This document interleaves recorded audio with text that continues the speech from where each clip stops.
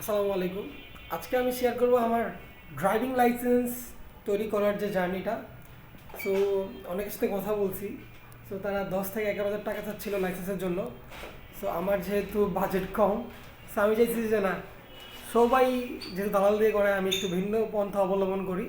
So আমি নিজে নিজে ট্রাই করছি, এবং ট্রাই করার পর আমি প্রথম ধাপ হচ্ছে কীভাবে অ্যাপ্লাই করতে ইউটিউবে দেখি, দেখার পরে হচ্ছে আমি অ্যাপ্লাই করি।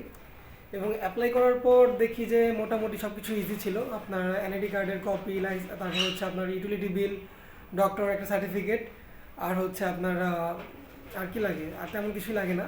সো আমি অ্যাপ্লাই করতে হয়তো 500 টাকা না 550 টাকার মতো লেগেছে। সো এবার আমার ডেট এসেছে 2 মাস পরে।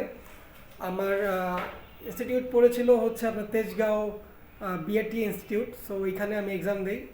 সো ওইখানে হচ্ছে আপনার 20 মার্ক রিটার্ন এক্সাম থাকে। ওইখানে আপনার 12 পাইতে হয়। বাট ওইখানে আমি আনফর্চুনেটলি 18 পেয়ে গেছি, যেহেতু আমি একটু পড়াশোনা করেছিলাম। বেশি না, 2 রাত পড়াশোনা করেছি অলরেডি। সবই কম, মানে মানে কমন পড়ছে। সো আমি পরীক্ষা দিয়ে বলছি যে মানে আমি মৌখিক আর ভাই ভাই মানে কেউ আটকাইতে পারবে না ইনশাল্লাহ, ওটা আমি পাস করব। সো লিখিত তো পাস করলাম, আরও 3-4 জনকেও মানে ইজিলি পাস করাইলাম, মানে তাদেরকে দেখাইলাম আর কি। তারপর আসছে ভাইভা। সো ভাইভাতেও আমি পার হয়ে গেলাম। সো আমি ভয়ে ছিলাম যে আমি প্র্যাকটিক্যালে আটকাবো, কারণ হচ্ছে প্র্যাকটিক্যালটা একটু কঠিন।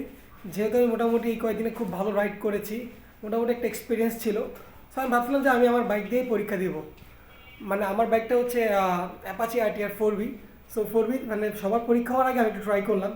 দেখলাম যে আমার বাইক দিয়ে 10 বারে একবার হয়, যেহেতু আমার বাইকটা বড় লম্বা। সো মানে কর্নারিং করতে একটু কষ্ট হয়ে যায়। পরে আমি চেষ্টা করলাম যে মানে একটু ভিন্ন পন্থা অবলম্বন করা যায় কি না।